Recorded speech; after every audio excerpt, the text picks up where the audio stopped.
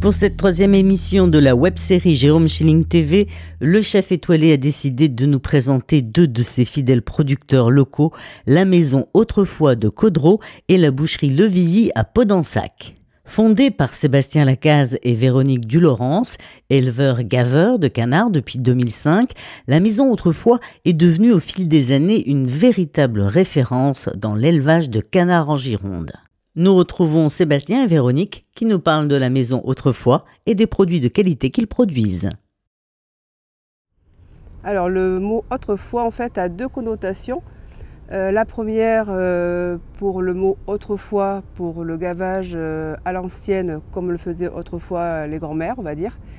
Et aussi la deuxième connotation ça sera autrefois en deux mots pour dire en fait que chez nous on peut trouver un autre foie.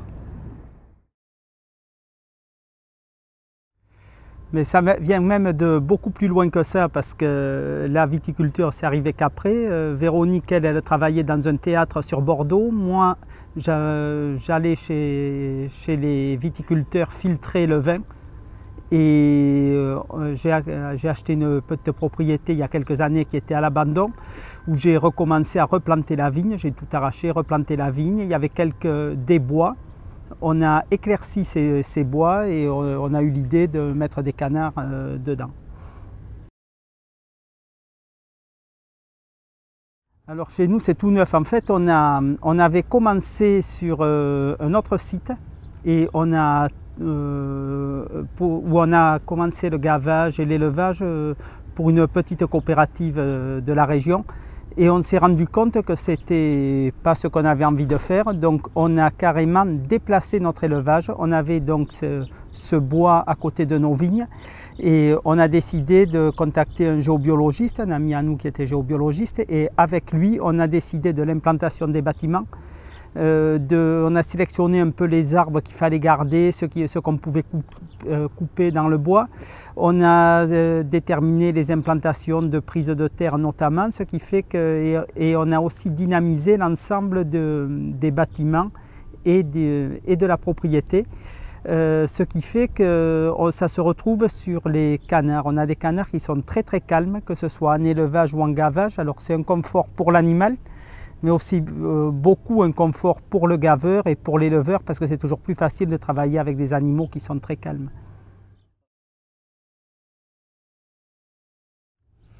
En fait, nous, on s'est toujours dit qu'on pouvait travailler que au plein air. Il était hors de question de voir nos animaux enfermés. Un canard, ça doit être à l'air libre et du coup, on a fait le choix de leur donner tout l'espace qu'on avait dans ces bois.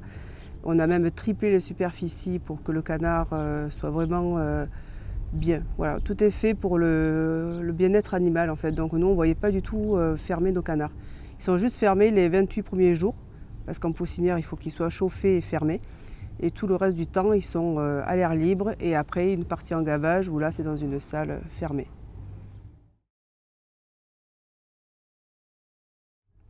Donc on a toute une gamme de produits frais, donc de découpe. Ça va être des magrets, des cuisses fraîches, du foie frais.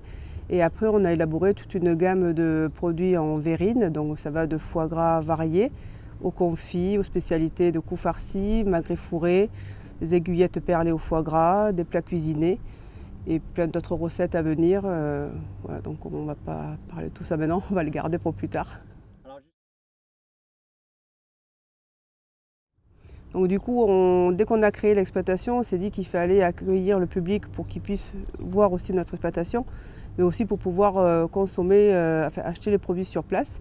Donc on a décidé d'ouvrir une petite boutique où on peut vendre en direct nos produits autant frais qu'en conserve et produits cuisinés. Oui, évidemment. Nous, ça s'est fait un peu par hasard. On était parti sur l'idée, quand on a monté l'élevage, on ne pensait pas du tout travailler avec les restaurants parce que voilà, on avait d'autres circuits de commercialisation. Et quand on a vu qu'à Sauternes, par la presse, le groupe Lalique montait un hôtel-restaurant, un complexe de luxe un peu avec le chef Jérôme Schilling qui arrivait, on l'a contacté. Alors à la base, c'était même pas dans l'idée de travailler avec parce qu'on s'est dit, bon, on est trop petit, on n'a jamais travaillé avec des restaurants. C'était juste pour avoir l'avis d'un chef un peu sur la qualité de nos produits. Et c'est comme ça que Jérôme est venu à la maison avec son second qui venait juste d'arriver. Il a dégusté nos produits. Il nous avait dit avant que lui, il avait déjà un fournisseur de foie gras et tout qu'il connaissait depuis très longtemps. Et donc avec son second, ils ont goûté nos produits tout simplement avec du sel, du poivre, un peu du foie gras frais et des magrets frais. Et quand il est reparti de là, il a dit vous êtes sur place et la qualité est top, donc on va travailler ensemble. Le bœuf de Bazas est une indication géographique protégée de viande bovine issue de plusieurs races bovines pures ou métissées entre elles. La zone d'élevage est située en Nouvelle-Aquitaine, aux confins des départements de Gironde, Lot-et-Garonne et Landes. Issu d'un élevage de différentes races bovines, dont la basadaise, la blonde d'Aquitaine et la limousine, le bœuf de Bazas ne présente pas des caractéristiques qui lui sont propres, car le label dont il porte le nom n'impose pas une seule race. La race grise de Bazas, qu'il ne faut pas confondre avec les différentes races acceptées par le label, a une silhouette trapue et une robe grise. De nos jours, le bœuf gras de Bazas fait partie des meilleures viandes de bœuf de France et nous la retrouvons sur certaines cartes du chef Jérôme Schilling qui est fier de proposer les produits bovins de la boucherie Levilly. Nous retrouvons Rémi Lévilly, il nous parle de sa boucherie de Ponensac et du bœuf de Bazas. Alors moi tout d'abord je suis arrivé à l'âge de 14 ans dans cette boucherie. En tant que stagiaire tout simplement, et puis après l'ancien propriétaire M. Gourgue m'a pris en apprentissage pendant 2 ans et il m'a appris en ouvrier jusqu'en 2014 où là j'ai racheté sa boutique.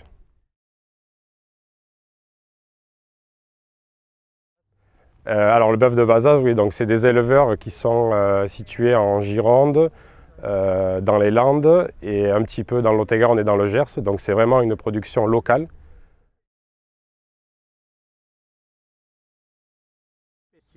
Alors déjà c'est une viande qui est très grasse, très persillée, donc en termes de goût, ça se ressent dans l'assiette.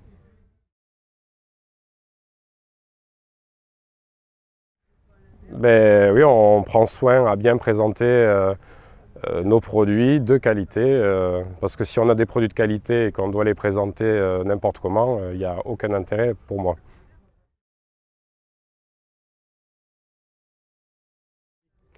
Bien sûr, c'est le bœuf de Bazas, mais après on fait aussi le veau élevé sous la mer, on travaille du porc fermier en direct avec les éleveurs, on fait les volailles en direct avec les éleveurs. On essaye vraiment de faire du circuit court et la meilleure qualité possible.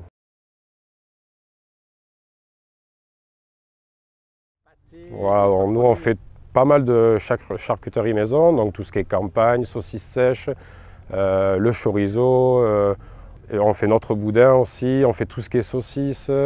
On fait des plats traiteurs à base de bœuf de Bazas, bien sûr. C'est des personnes qui aiment bien manger, qui veulent vraiment se faire plaisir, qui font attention au bien-être animal aussi, parce que dans le bœuf de Bazas, il y a tout ça. Mais c'est des gens qui veulent vraiment bien manger, ils ne veulent pas être déçus, quoi.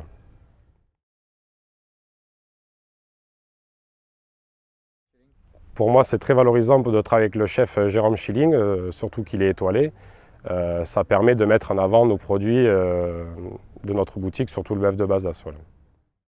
Nous espérons que vous avez apprécié les 3 émissions de la web-série Jérôme Schilling TV et nous vous donnons rendez-vous l'année prochaine pour de nouvelles aventures. À très vite.